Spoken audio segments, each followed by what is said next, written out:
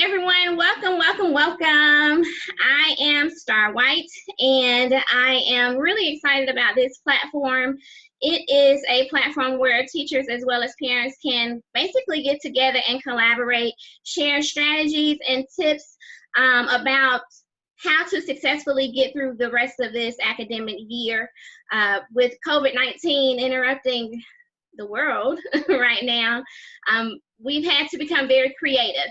And in that, knowing both as a parent as well as an educator, all of the challenges that we had to face going virtually, I thought it would be great to have a panel where parents, teachers, everyone can come together to just kind of strategize techniques that will be beneficial for students to have an awesome year, teachers to have an awesome year, parents to have an awesome year as well. So welcome. I'm really excited to have everyone here. We're going to start off with just some brief introductions. So as I call your name, just pretty much tell us if you're on the teacher panel, the parent panel, or you could be a collaboration of both. Share that information and just a little bit about yourself. So we're going to start off with Dr. Gretchen.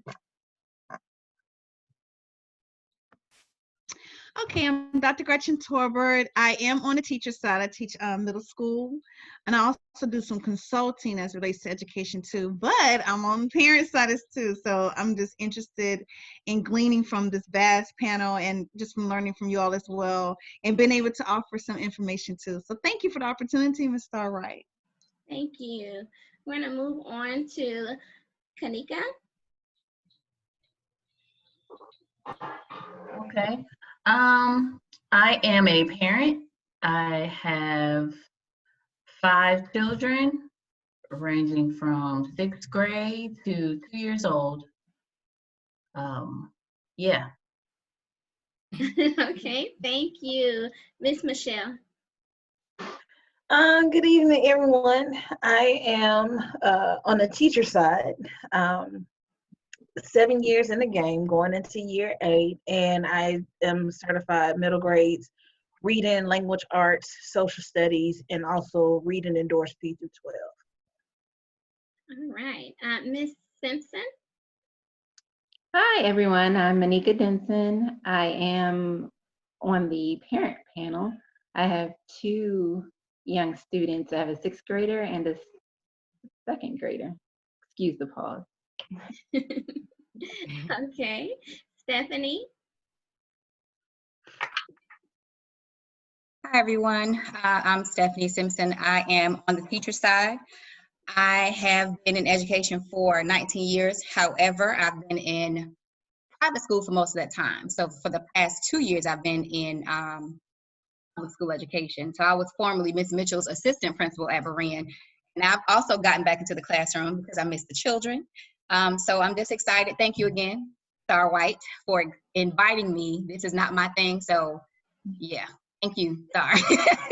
Thank you for agreeing to participate. Ms. Johnson. Hi, my name is Tia Johnson. I'm on the parent panel. I have 2 children, 3rd grade and pre-K. Okay. All right, Miss Muhammad.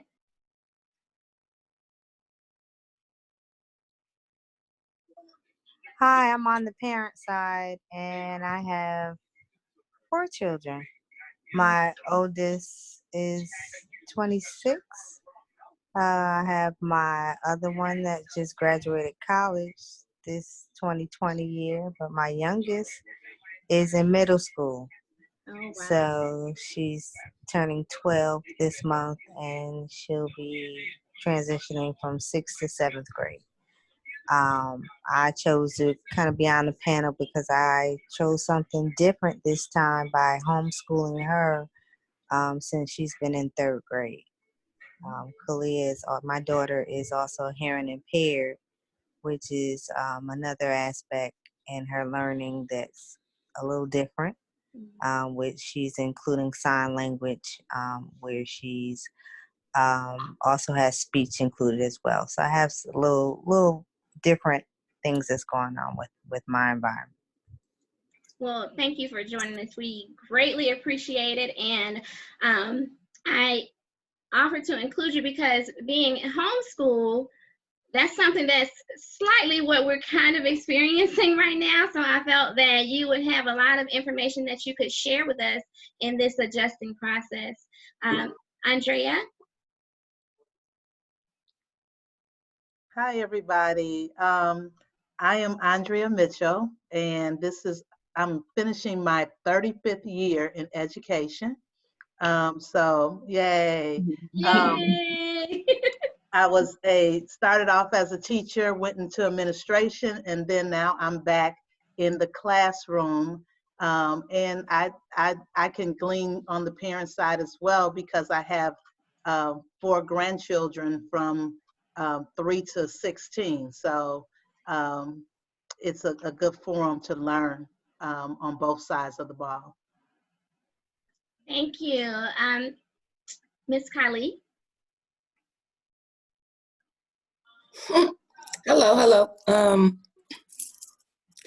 I'm actually from both sides. This year was actually my first time actually going into the classroom. I'm a kindergarten para, but I'm a mother of 8. I have 4 out of school already, and I still have 4 in school.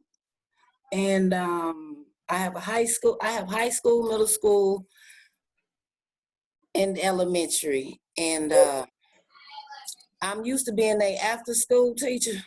I became a all-day teacher, so it's a difference. But it had its challenges at first, but it was okay because it was already something that I did that I help them with their work. So I thank you for inviting me, just to get some inside information, something where I could be lacking that I can get some extra help with this situation around here.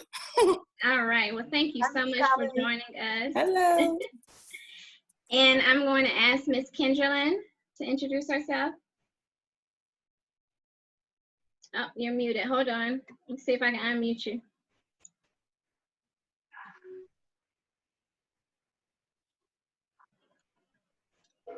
Go ahead.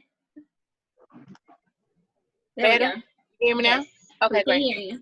Hi, everyone. I'm Kendrelyn Edwards. I have been teaching for 10 years. I taught in private school for 7 years, and this is going on my 4th year in high school. So I taught middle school for 7 years, and now I've been teaching high school now for 4 years. So thank you very much, Star, for inviting me. I'm excited. Yay. Yay. We're going to move forward to Mr. Bletcher. Hello, everyone. Good evening. Maurice Bletcher. Been in education for about 15 years now. I'm actually teaching science and math in middle school. Primarily special education. I have a master's in special education. Just wanted something different, step out my comfort zone. And thank you for having me. Thank you. Thank you. Honore?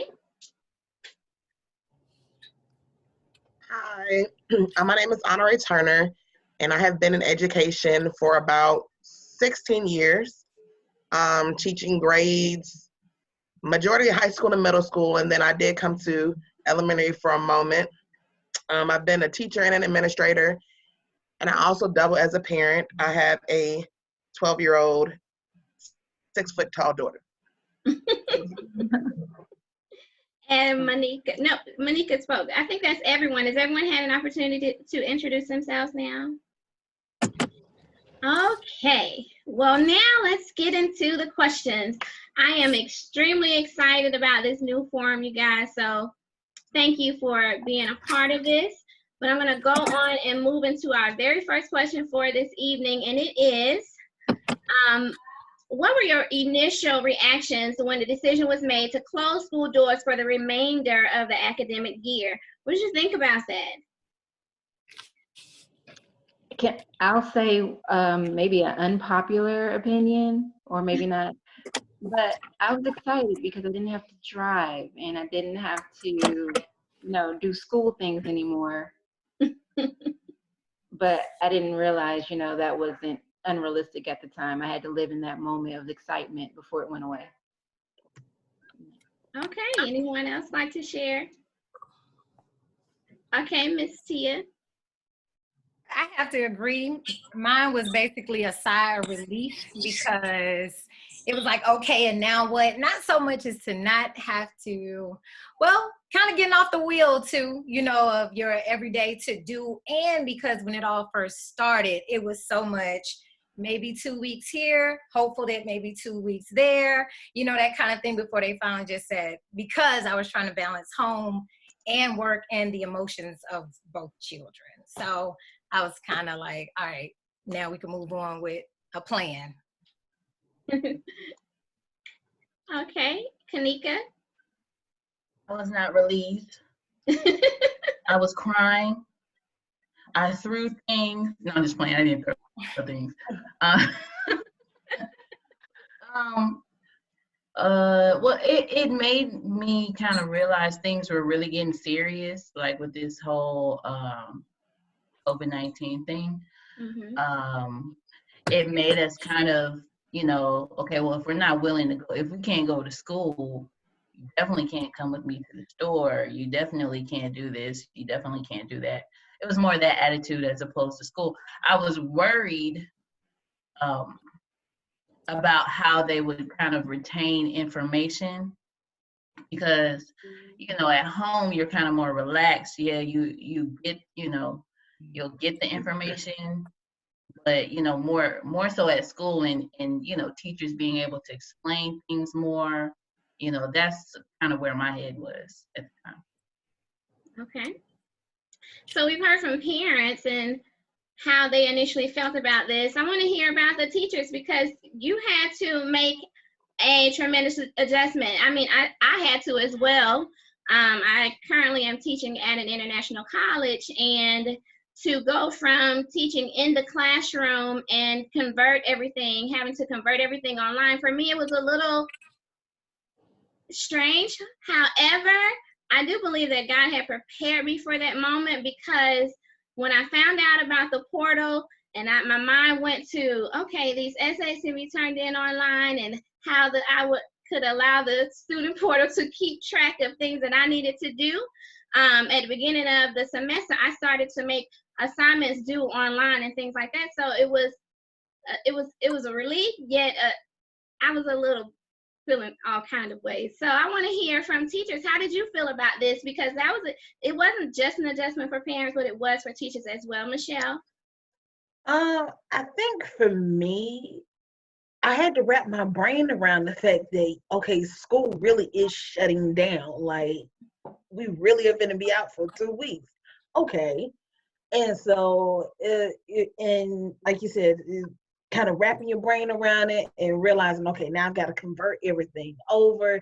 Thankfully, I had already had my kids using various programs like No Red Ink, ReadWorks, programs like that. So that way it was just a seamless transition.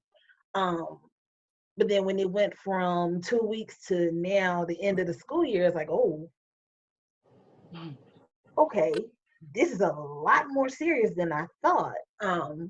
And thankfully, my kids and I, we've kept open lines of communication, with the exception of maybe like 2 or 3 realistically. So it's been a transition, but I you know, again, I think I was kind of, I guess, answer or agree with other teachers when we said we really are in it for what we love, and this is what we love to do. Okay, Miss Can I Andrea? interject there? For me, I think that it was, I serve a underserved population. So my concern came from the perspective of, will my children eat? Because a lot of what I do in the classroom is help facilitate them emotionally, and show them that love and that comfort that they may not, and some of them do not get at home. So my mind immediately went to, you know, what will my children do? Will they get enough hugs? Will they get enough attention? Will they go hungry? Some of their home life, they may not have running water or electricity. So what does that mean for them? So it was really a best role moment for me in just really not thinking about the benefits of me personally, but just really some of their situations that they were going to have to endure 24/7 at that point. Yeah. Dr. Gresham? Concur the same with Andrea as well. I was so much concerned about their social emotional needs at that point, because school became a home for a lot of our students in the population that I work in, demographics that I have. So the social emotional needs were very important, and it kind of really just overset and overrided the educational needs at that point. So we definitely look at Marslow, just being able to be fed, clothed, who's taking care of them, and just knowing that someone cares about them. And that's really how I was able to use the life coaching skills then throughout this period to really just help them to bridge over this gap. Everything is okay. I'm still connected to you. Someone outside of who's connected with you at home cares about you. So I agree with her. Okay, and I can attest to what she was saying. Anna Ray?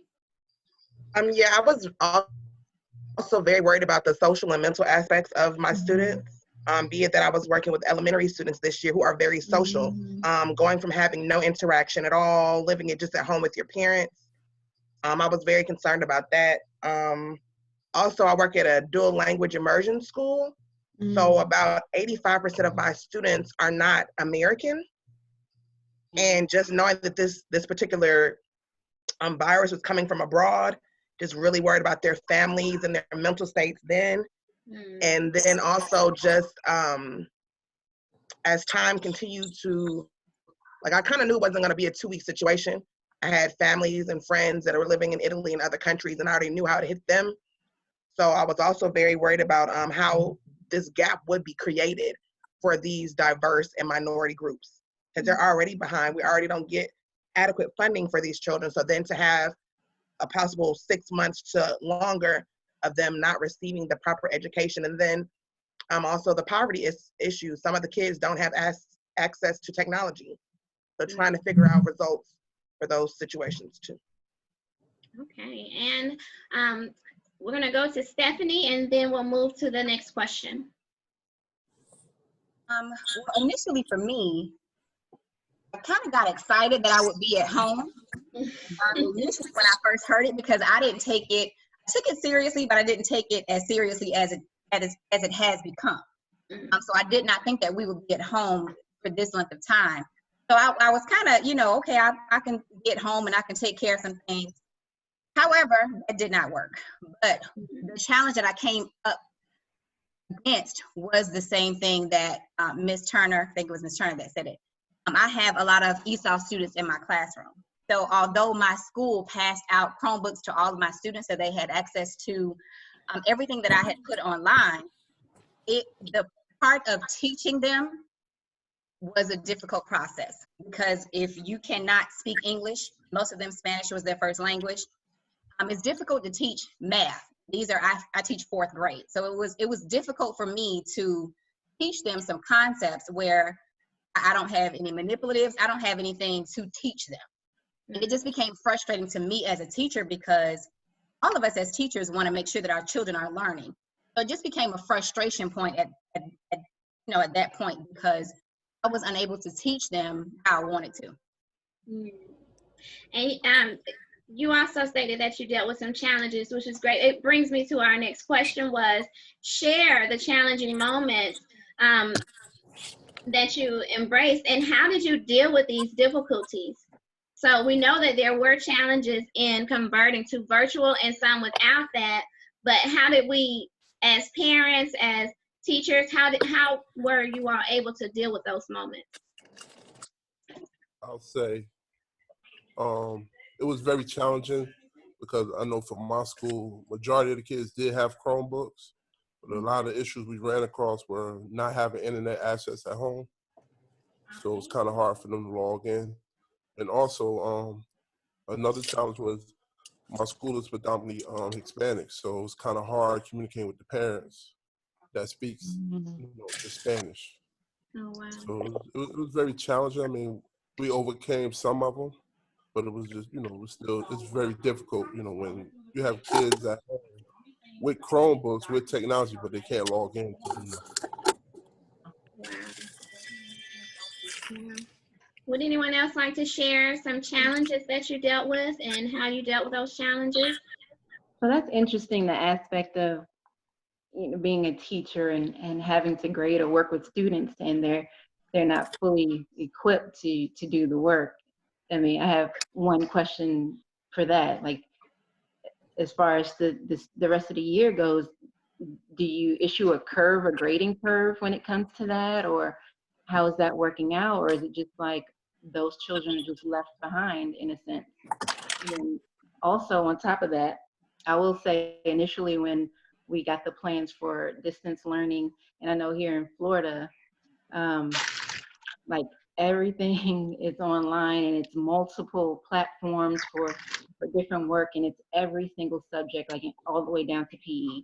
And you know, that can be frustrating. I honestly feel like the tables were flipped, where, you know, the teachers were kind of off the hook now, and then the parents had to do all the work. And I think it came a bit of resentment, not me, because I treasure all you teachers and the hard work you do. But there was some kind of resentment, like, well, I'm working and I have to teach too. And so that is a challenge, especially with my younger student, second grade. She's constantly needing guidance. And so me dividing my workday, my workload with hers, you know, it kind of comes with something's going to get left off the table. Something's not going to be fulfilled. And honestly, I mean, I hate to say it, I'll do as much as I can with her, but my work came first.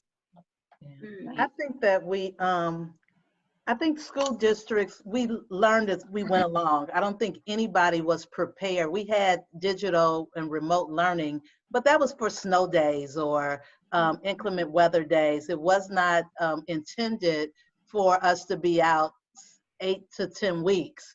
And so I think it was a big learning curve for everyone involved. I think teachers, if we're honest with ourselves, we were building the airplane as we flew it in a lot of ways. And so I think that it was up to us to understand that the parents must be feeling the same way, because this, like you said, a lot of times they still had their jobs to work at home, but also they had multiple children and they may only have one device. So how do we split that time among 3 children who need to do their work, and then mom needs to do her work or dad needs to do his work as well? So I think that the most important thing was to show compassion to our parents who were at home struggling with this. And I had plenty of parents calling crying because it was just overwhelming for them, and I understood that. Can I chime in? Sure. Okay, so in the district that I work in, we are a one-to-one school, so a lot of all of the students have their own laptops. I think the issues that we ran into in the very beginning was that, like the gentleman said, was the internet issue. So the internet issues were the big thing, but I appreciated that they offered free internet sources for the students to be able to do their work. So that made it quite a little bit easier. They also gave for the teachers to be able to kind of still get that face-to-face with their students. They taught us how to do Teams and Zoom and different things like that. So we were able to like have class per se with the students who were struggling. So say for instance, I gave an assignment and our platform was Is Learning. So I gave an assignment, and for those students who were kind of struggling or didn't understand how to do the assignment, then we set up a Teams meeting for the students to be able to get that one-on-one service. So that was some things that we did. It was a challenge in the very beginning. I think that a lot of students were overwhelmed with the amount of assignments. And I was looking on Facebook, and this young man was just pouring his heart out. And he was like, I have 8 classes, and 8 classes, each one of my teachers give me 3 assignments each week. So at the end of the week, I have 25 assignments that they're looking for me to turn in every week. And if I don't finish those 25 assignments, I then get a new set of assignments come Monday. And I was like, you know, at first I was like, oh, he over exaggerated. But when I actually like sat down and like thought about it, that is a lot. And so, you know, our department, our school had to really revamp as many assignments that we give the students, and also give that grace and that extension to the students to be able to get it done. Because we want them to do it with fidelity, but we also want them to understand the concept even when we're not with them. So I know everybody is having a hard time with this, but I think it's a little bit more smooth than it was in the very beginning. I think we've come into a nice pattern, but it all goes back to being able to communicate with the parent and the student and the teachers on where your student is struggling. I want to agree with that as well. I will say, now I would go to my daughter's school, and my nephew lives with us as well. So I would go up to the school frequently. So I knew a certain set of teachers because I had to. But basically when the transition came to home, it pretty much changed to, I had to communicate with every teacher. You know, the dynamics that I have right now, I have eight students in my house. So how do you deal with 8 students in your home, all trying to do work? Your husband's trying to do work, you're trying to do work. You know, it's chaotic. So, you know, I'm loving this platform because I'm able to ask you and hone from your advice and the things that you all are doing, because it's helpful to me as well. I know I had to get on a strict schedule. And once I was on that schedule, things began to work out a lot better. But that brings me to our next question. Yes, there was a change. Yes, we all had challenges. Some challenges were able to be handled quite nicely. Some, on the other hand, we're still kind of working through the process. I think Andrea said it best when she said, you're trying to build the airplane and fly it at the same time. So that's pretty much what we're all doing. But it's nice to have a platform where you can communicate with others and see what they're doing and receive tips from them and give tips for what's working well for you all. So the next question is, now the school year is almost over. It's almost over. So as parents, what parents need to do in efforts, basically in a sense, to get their child, make sure their child is successful? And then as teachers, what do you need to hear from parents? And parents, what do you need to hear from teachers? How do we become successful at the closure of this school year?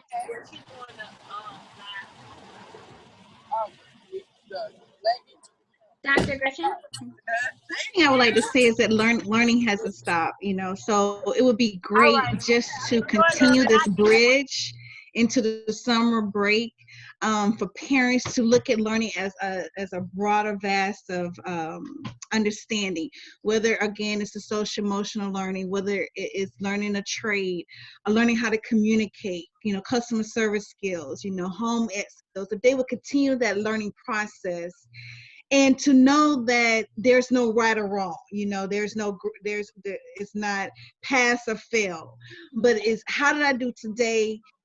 And accept the fact that if I didn't do well today on whatever it is I'm learning, whether I'm learning how to write a creative essay or a narrative essay, or if I'm learning a new math skill, or if I'm just exploring science or science phenomena, you know, just knowing that within that day that I achieved some form of success. And if I didn't to the level of my expectations, then it's okay. I really think and I really hope that this time period, for me, especially as a parent and as a teacher, that it takes off some of those parameters and the paradigm of thinking, just from the network that I'm around, that, you know, it's just not right or wrong. Okay, now we're at the end. You know, do we wait till the fall? Because we're always trying to make sure we don't lose in the summer. So just to continue to to bridge that gap. You want to get the core curriculum subjects in there, but also make sure that, you know, that you still see each and every day as a new learning opportunity. What can we master, or what can we work towards today as a learning experience that I can grow from and feel a sense of accomplishment? And so that tomorrow I can either reflect on that or go back to it to make it even better, so that, you know, I'm utilizing this summer, you know, I'm learning personal hygiene skills. I'm learning how to be have reflective practices, or I'm learning how to write better, or I'm exploring a new skill. You know, I'm breaking out of my norm, learning a new language, you know. And I even had to tell my own two kids to utilize this time, even though they had a nice workload, you know, during this course period, but they're in a small school setting. But to utilize this time to now think about what you always wanted to do, now that you don't have the brick and mortar hovering over you, the walls are gone. What do you want to do? Okay, if it is learning a new language, you know, or if it is learning how to build something, and then to be patient with yourself that today may not be the day, or today I may not have attained it to the depths of the knowledge, but I'm growing in the capacity where I'm learning in that particular area. Thank you. Thank you. I want to ask Ms. Muhammad to chime in on this, because for us, we all had to transition into a moment of going virtual. For you, you are homeschooled, correct? Yes. And I think are you in New Jersey? No, I'm in Florida. Florida, okay. So you're homeschooled, and so for us, this is new. For you, you've been dealing with this for a while, so it's a normal for you. So I would like to ask you, what are some things that you do well, and you know, that you could offer to us some advice to help us migrate through this? Please. Patience. A lot of patience. Oh. That as a parent, it takes a lot of patience. And that was the main thing that I had to learn with at the time when I first started doing the homeschooling. My daughter was in the 3rd grade. So she was all over the place. And I want to say one of the reasons why I chose to take her out of the public school setting was because she had just got recently implanted with a cochlear implant.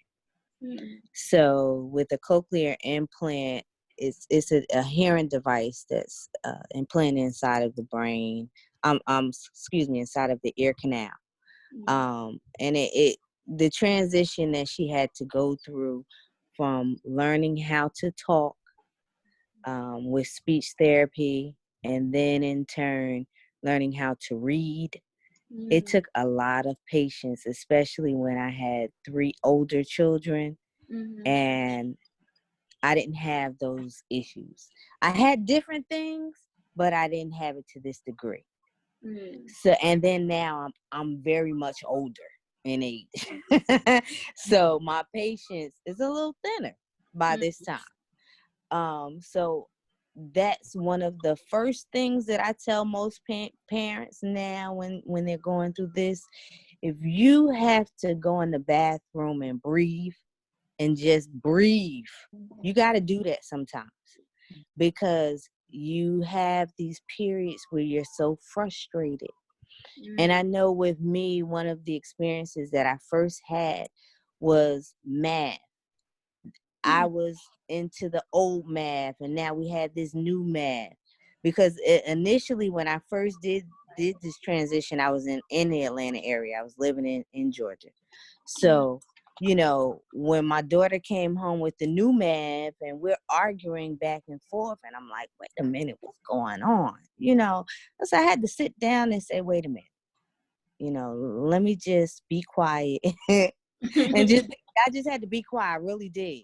Because I saw myself getting angry, and I was like, this is not what this is supposed to be. This is not supposed to be an angry session. We're supposed to be here learning, and learning is supposed to be fun. And I wanted to be fun for my daughter, because I already knew that she had so many challenges alongside with the norm of a 3rd grader. She had other challenges to deal with. So I didn't want to frustrate her any more than what I was feeling within myself. You know what I'm saying? Mm-hmm. So even though my situation is a little bit more added than others, I will say that we will get frustrated. Mm-hmm. But as a parent, we have to be very patient with these children because they're sponges and they're just learning what you give them. They're just taking in the information that you give them. So what kind of information are we going to feed them? Mm. And that is great. What kind of information are we going to feed them? That is a great ending, because that drives us to our next question, which is, what, in your opinion, are the necessary steps in order for students to have an academic year that is successful? What steps are necessary?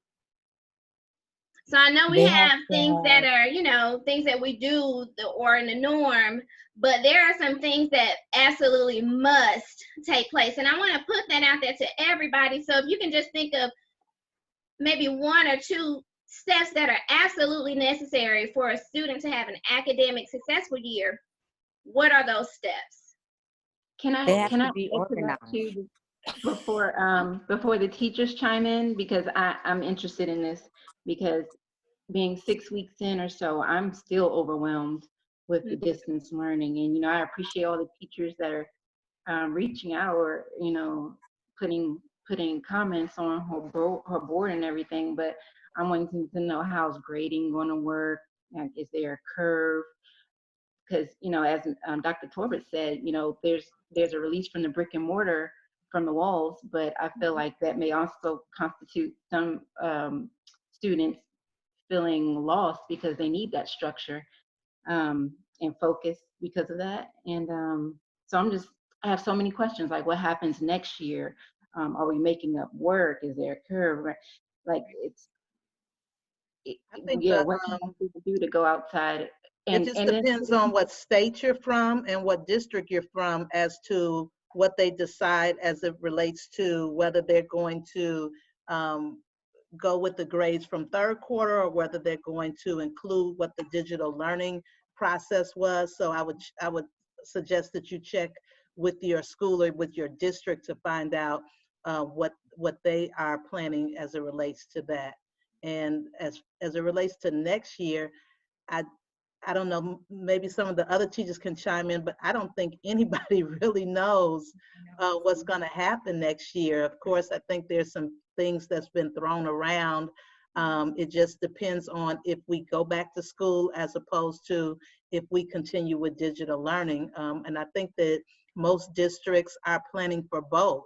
They're planning for the case of us going back, but I think they're also putting some things in place so that if we do have to have digital learning for another semester, that there's some more concrete things that we can rely on as teachers and that parents can rely on as well.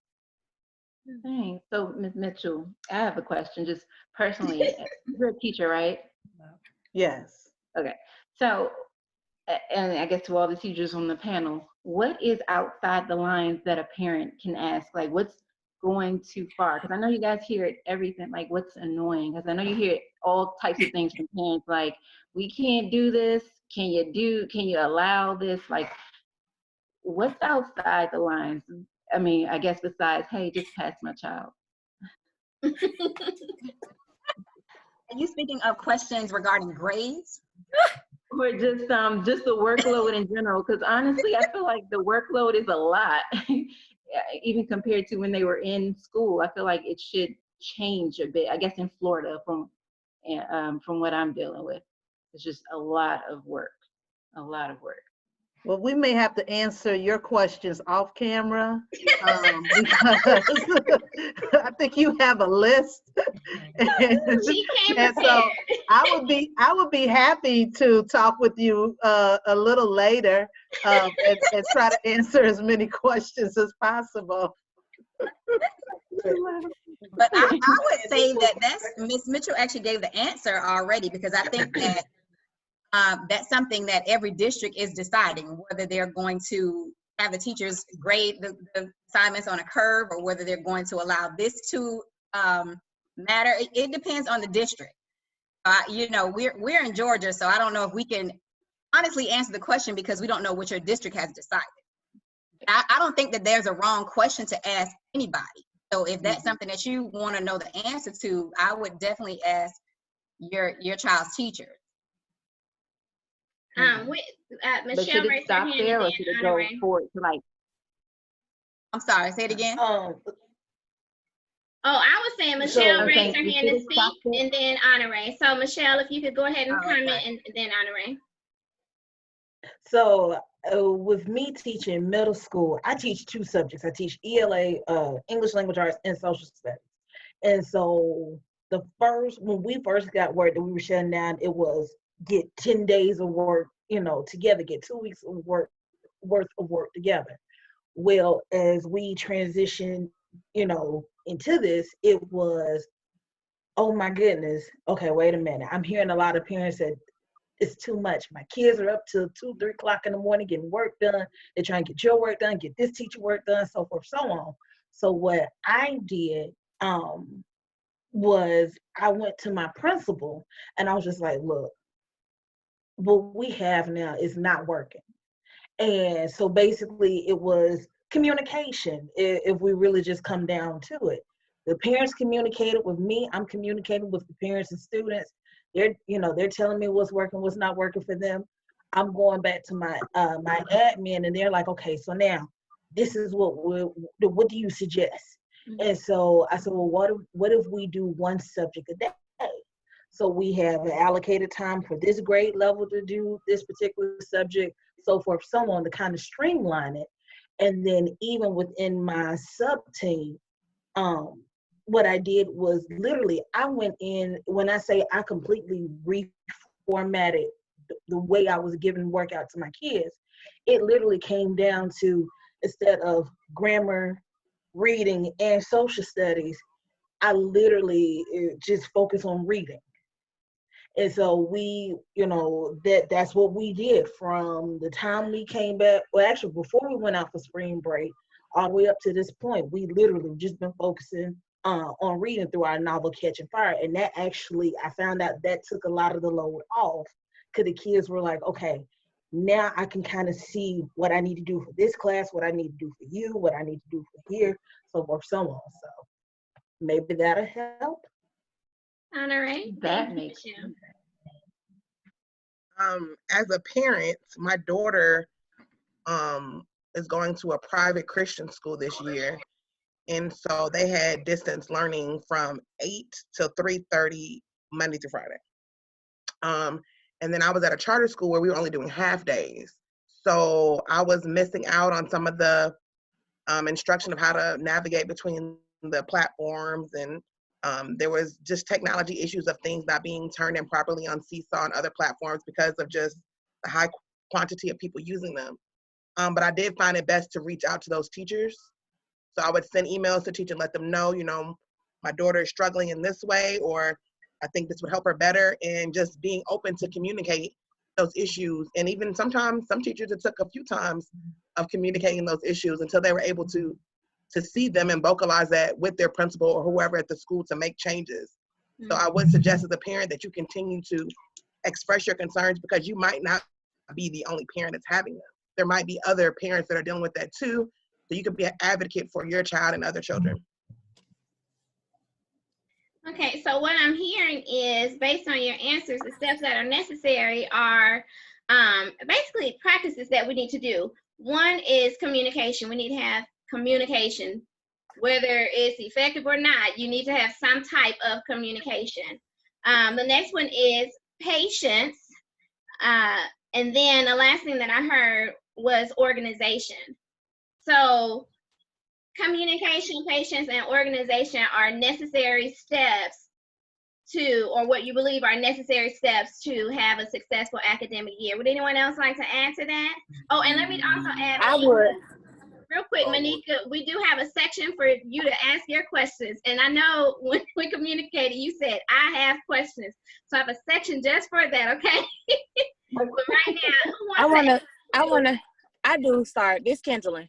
Okay, so for some things that we implemented, I know, like, just like you're doing with the Zoom right now, you can email your teacher and ask for a private Zoom or a private teacher meeting or whatever the case may be.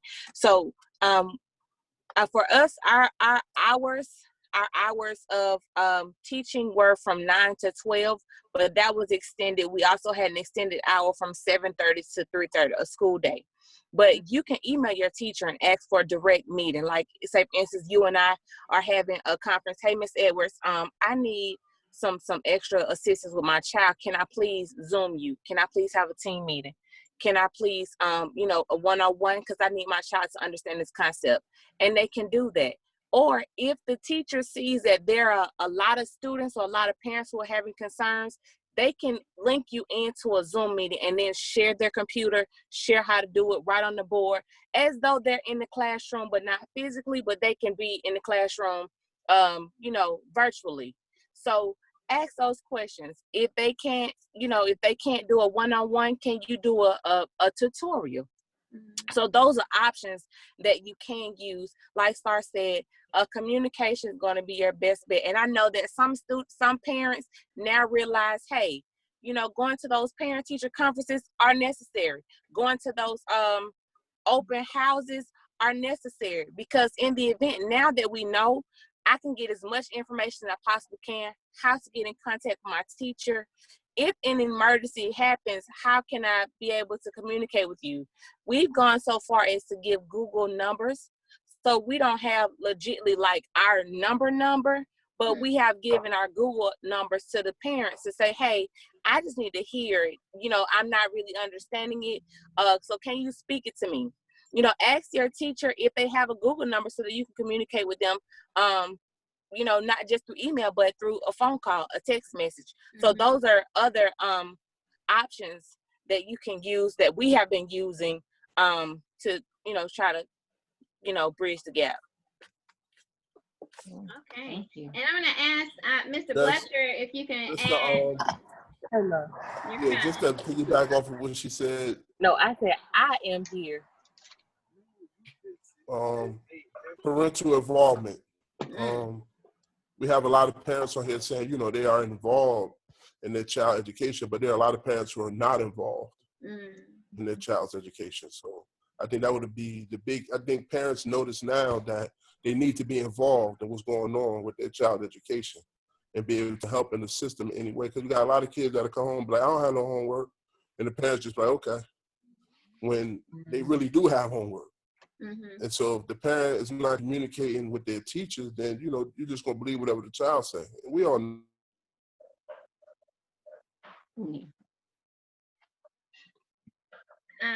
Star, there are also a lot of free platforms out right now because of COVID that parents can take advantage of. Hold on one second. I think Maurice was still talking, but let me get him unmuted. Okay. Sorry. Hold on one second. Okay, go ahead, Maurice. I don't know when. It was muted, but you're not muted anymore. You're fine. The whole time was muted? No, we heard you. No. It just happened. You said parental involvement, and now that parents are realizing that they need to become more involved.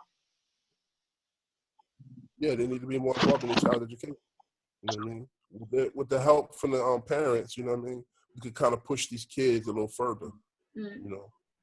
If they, their child coming home and they tell you, oh, Mom, Dad, I don't have no homework. You're like, you don't have no homework?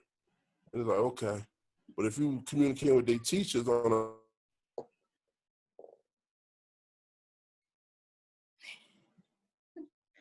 Maybe the connection. Let's see.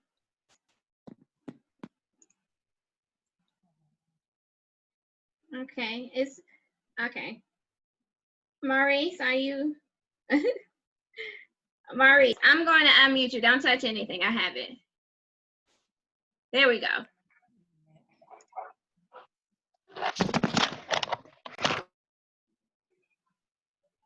What you saying? I was unmuting you.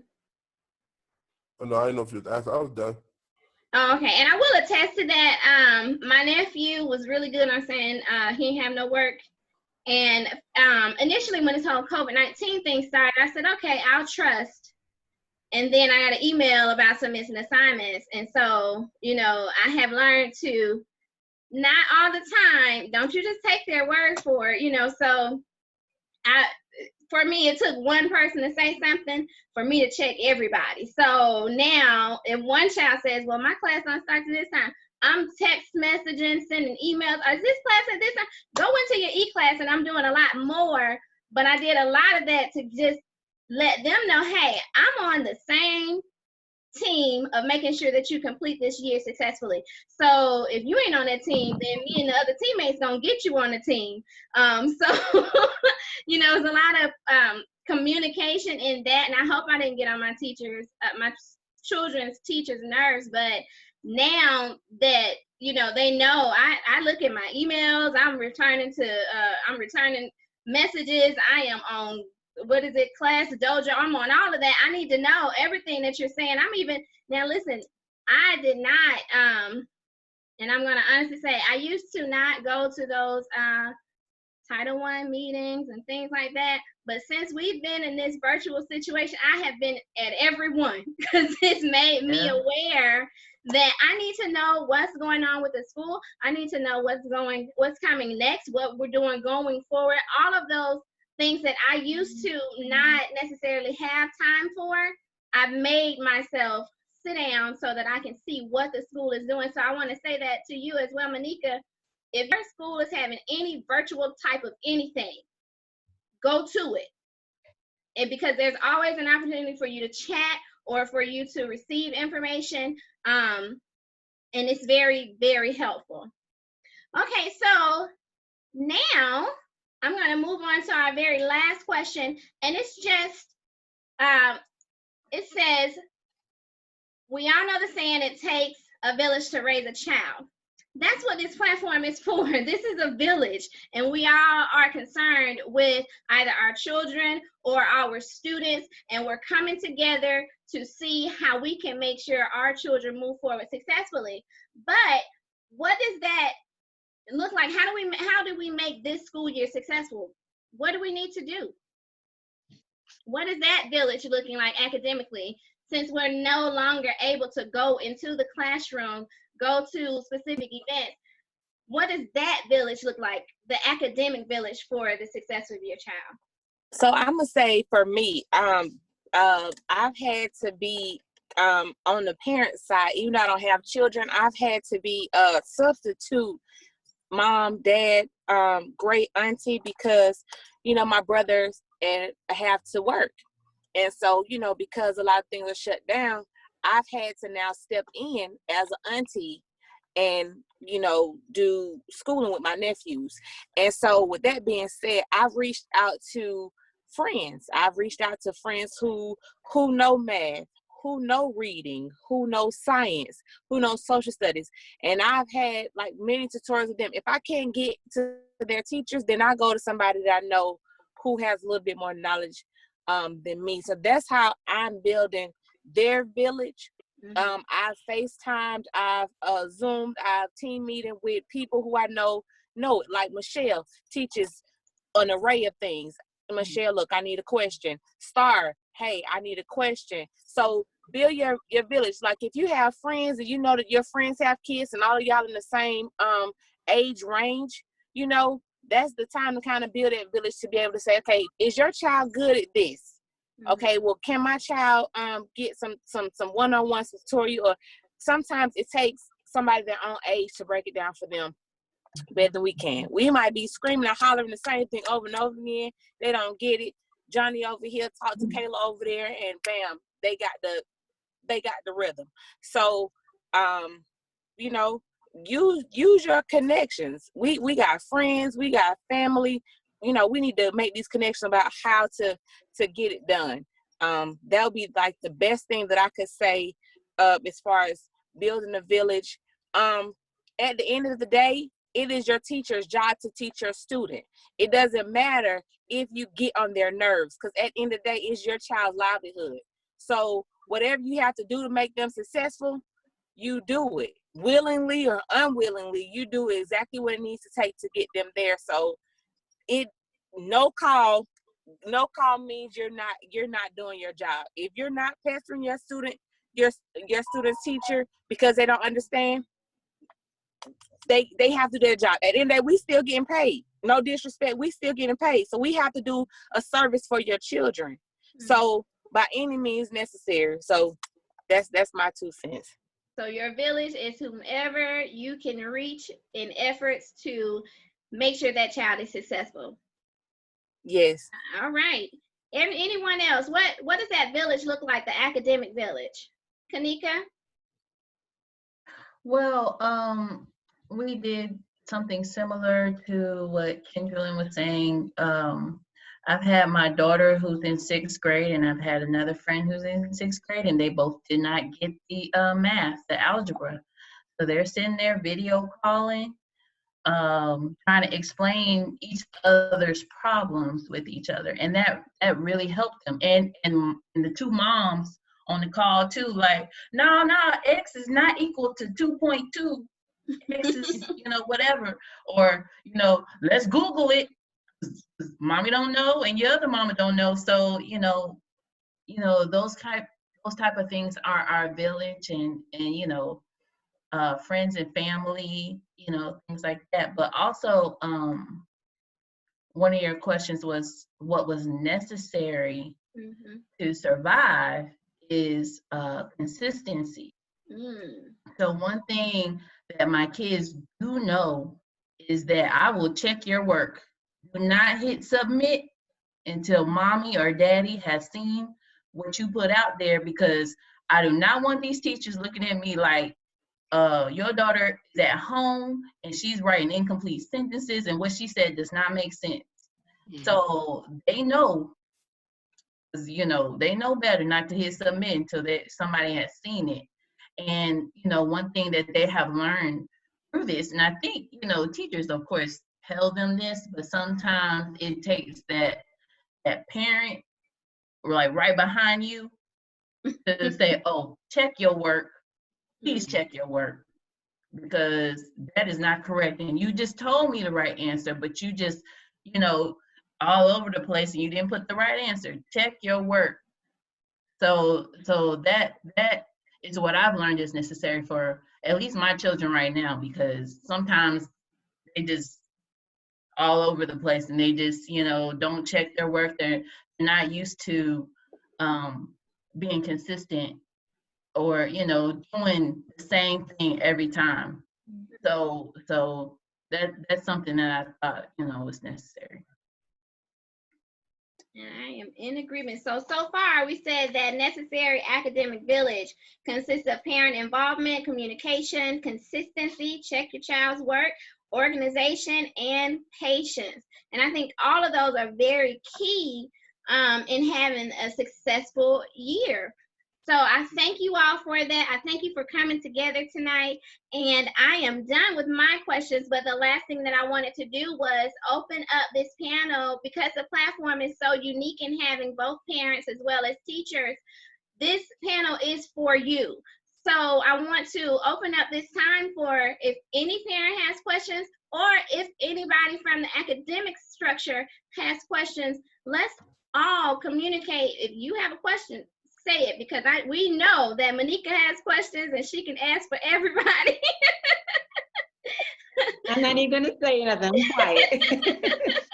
But this is that opportunity. I do have a question. So, I know it was really only the last 2 months, that they haven't, been in school.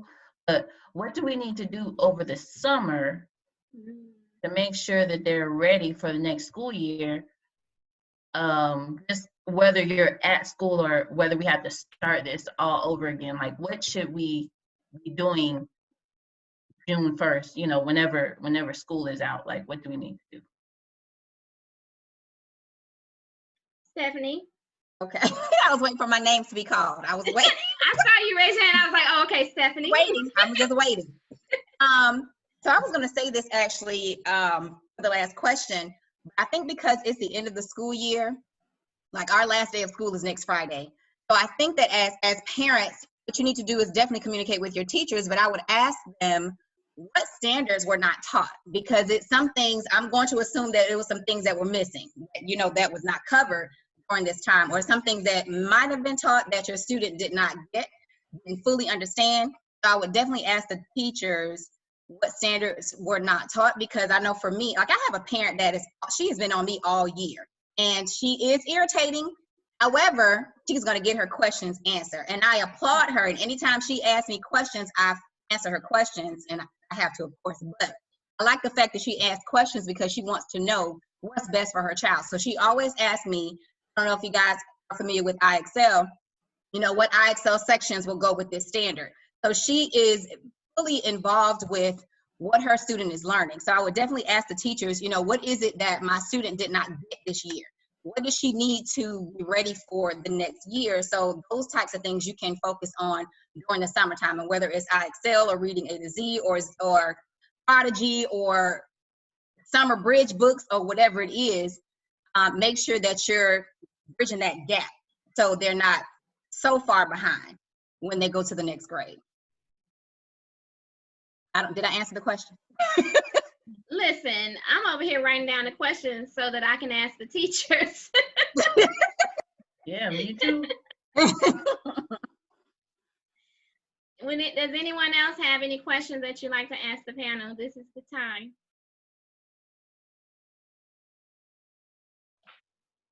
Hold on, let me think of something. Monica, I know you have something. Ask it. I have a question. Okay, well, we're gonna, before we turn it over to Monica, we're gonna go to Honor Ray really quickly.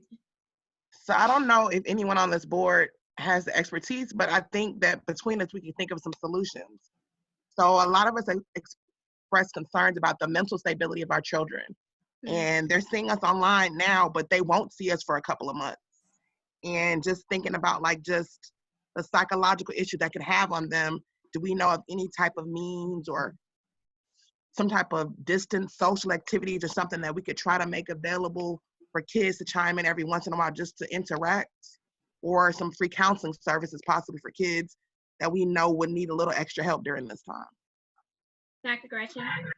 That's a great question. Actually, I'm working with Star White. I'm sure she didn't want to mention just yet, but we're going to offer a virtual camp. She's a holistic life coach as well as myself, but we're going to offer a virtual camp where we can be that beacon of light, not just with the core subject areas as it relates to their schooling, but to help deal and work through the social emotional piece, dealing with behavior management, how to relate well with others, incorporating some therapies, just to help kids just to be able to have a voice. And at times, sometimes it's not a voice to their parents or even a loved one. And sometimes it is a voice to a stranger, but it's in a healthy environment where it's not invasive, but allow the students to be able to be free to just speak. You know, I'm having a rough day. How do I make it through this? You know, especially if the parents are being leery about having the kids out in the public, but, you know, just being more safe at home kind of deal. Just to be there to offer some type of solace through this process, and to allow them to connect with other students that are around their age range, so they're able to voice out ideas or voice out concerns. Just a therapy group for students only. So that'll be forthcoming.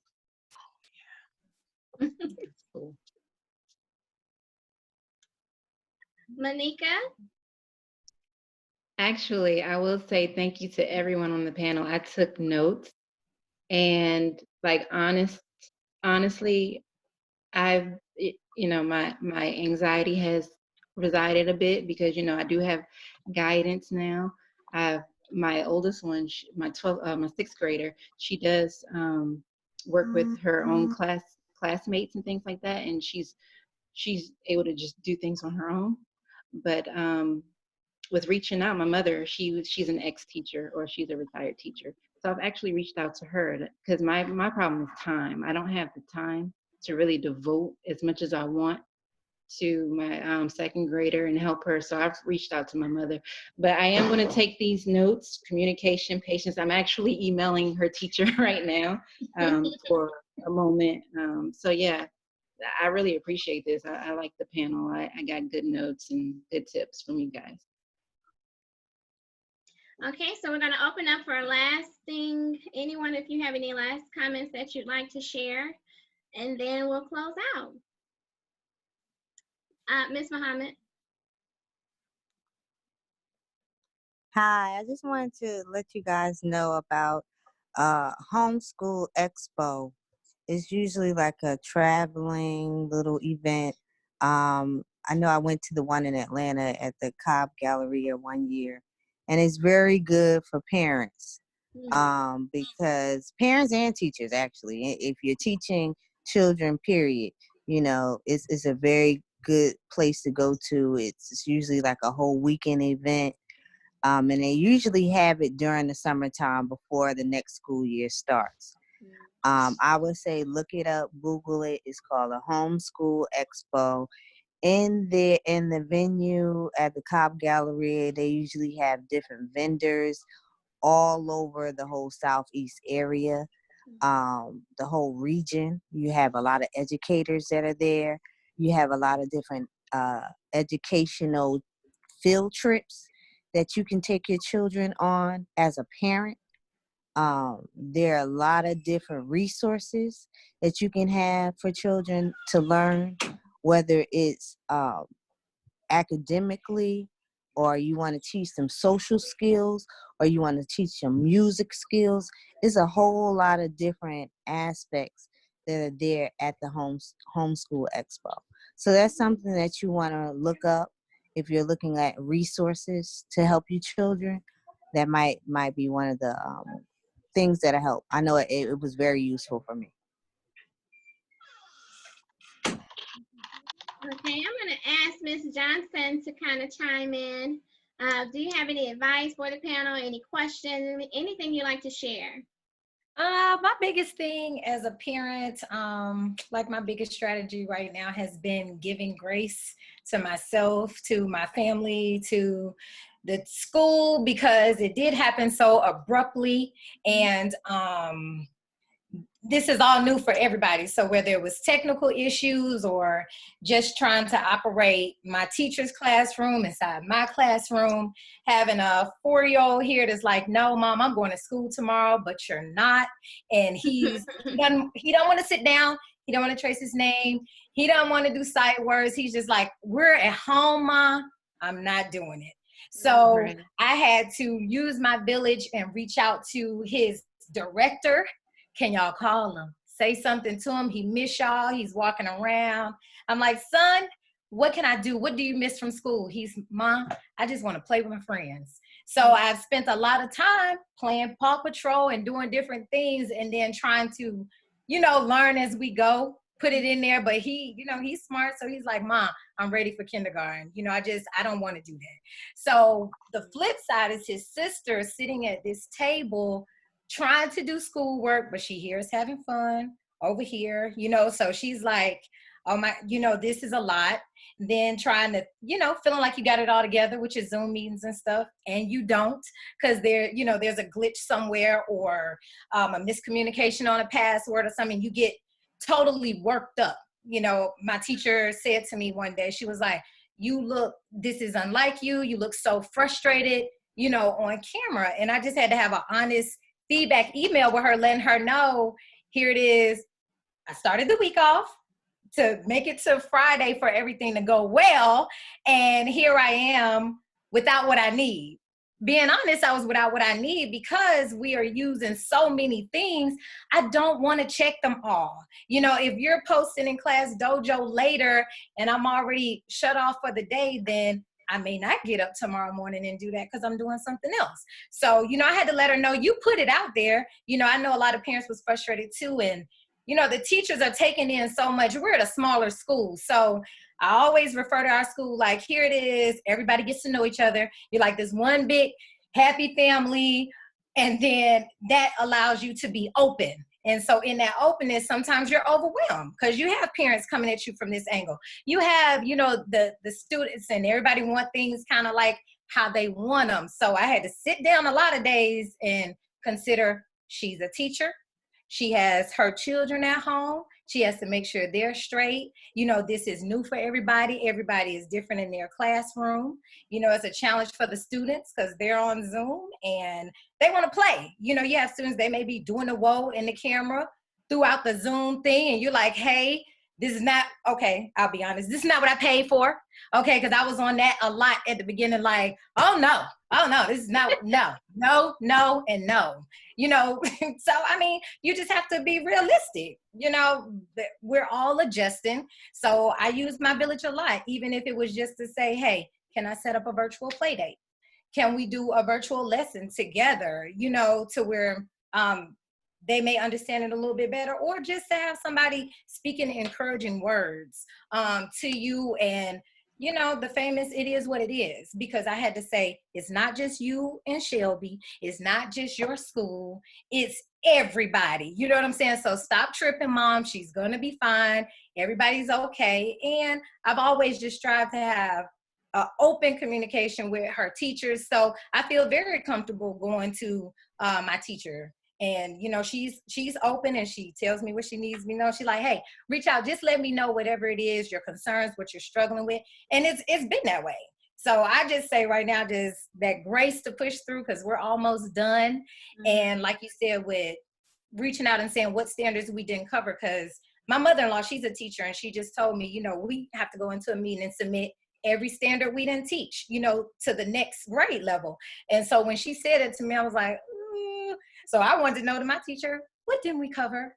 You know, because I'm concerned on if we will make that deadline by the end of the school year. So I felt assured, and I was like, I can only do what we can do, and try not to compare so much, because this school is doing this. You got one teacher over here saying we can't fail students. You got teacher over here saying, hey, these grades count, get on it. You got students over here say, hey, my student was failing, now they're passing. So you don't know if it's them doing the work, teachers doing the work, the parents doing the work.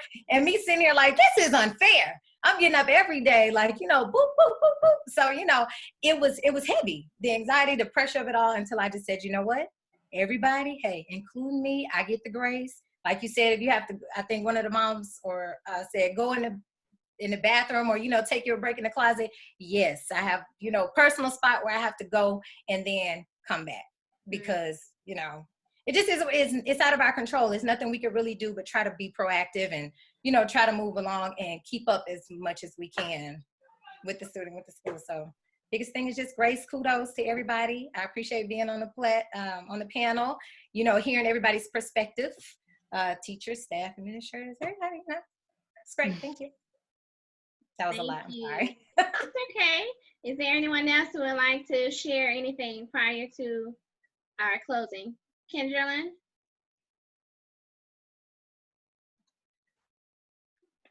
So for me, with my students, I know that this has been overwhelming. I teach 9th grade science. So they're coming from middle school still in that kiddie, I want to play mode. And then they have to transition to be a little bit more mature. So that's kind of hard for them. Even at the end of the year, they still are in their immature stages. But with that being said, I tried to make it as fun as I possibly could. So I did scavenger hunts with my kids. So I teach science. You know, they had to do like PowerPoints on just, you know, how the environment is changing. And then, you know, we would have a discussion, and I would make them do a scavenger hunt. So, you know, find me some Lysol. What is hand sanitizer? What is toilet tissue? Like little random things to kind of get them moving. Just not to think about work so much, to try to at least engage them. So I would try to do like a scavenger hunt to introduce them into coming into the Zoom, just to make it like a safe space. Like it's not always like bumming them down, crashing them down with education. Sometimes they need like a educational break, I guess. And so that would make it easier for me to introduce my new standard or tactic to them, because they were more open. Like we kind of played a game, like you talk about openers and things like that in school. But I kind of had to find ways to, you know, just get them involved, not just doing work. I would give them advice to, you know, go watch a movie and give me feedback on that, or what are they saying about the news, to kind of get them, making them aware of their surroundings. Why are we even in this situation? What is a pandemic? You know, what is the difference between the USA versus China versus Italy. So I gave them projects that they had to do real life analysis. So that made them more wanting to be involved in it. So with math, if we can find some like realistic type of thing that you can kind of put it into things, you know, if you have a young child, you know, go old school. What is hopscotch? You know, teach them how to count playing hopscotch, jacks, or checkers, or something like that outside them. My students, they don't like to write, so I made them have pen pals. They had to write a letter. Some of them even forgot how to write a letter. Like, Miss Edwards, how do you write a letter? They forgot to put stamps on it, return addresses. They didn't even know how to put it in the mailbox. I got to go to the post office. So it was things that we had to go back and reteach that they learned like in elementary school, but we had to bring it, you know, some fun aspect to it. So I would just suggest, you know, bring fun into it, bring realistic things that will kind of want them to want to learn about it, want to do, want to participate in it. So that was what I did for my students, and it kind of worked. I had less students to fail, more who wanted to do more. And in our district, you know, there was, you know, we stopped at a cutting point of their March progress grades.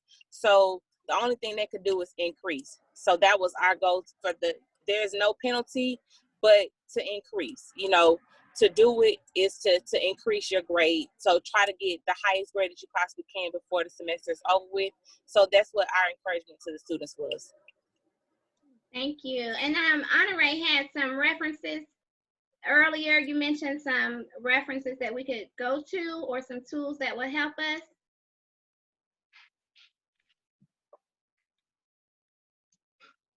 Yes, I can send you a link after the meeting. There's a lot of different platforms that are normally cost per month, but because of COVID-19, they're giving them for free during the summer to help offset those standards that students didn't meet.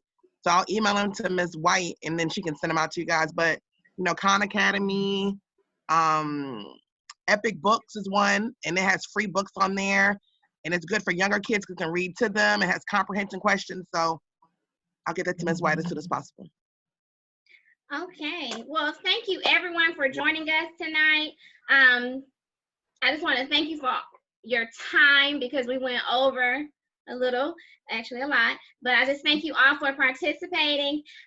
What's coming next? The next thing that we have through Star Quality will be I'm calling it the Ultimate Parent Teacher Conference, and it's where we will sit and talk about how we concluded the school year. So you're welcome to join us for that. There will be a lot more, but it's just a fun session to just celebrate the fact that the academic year is over. So for a moment anyway. But again, thank you all for joining, and I really appreciate everything that you've stated tonight. Everyone have a blessed and wonderful evening. Bye. Bye.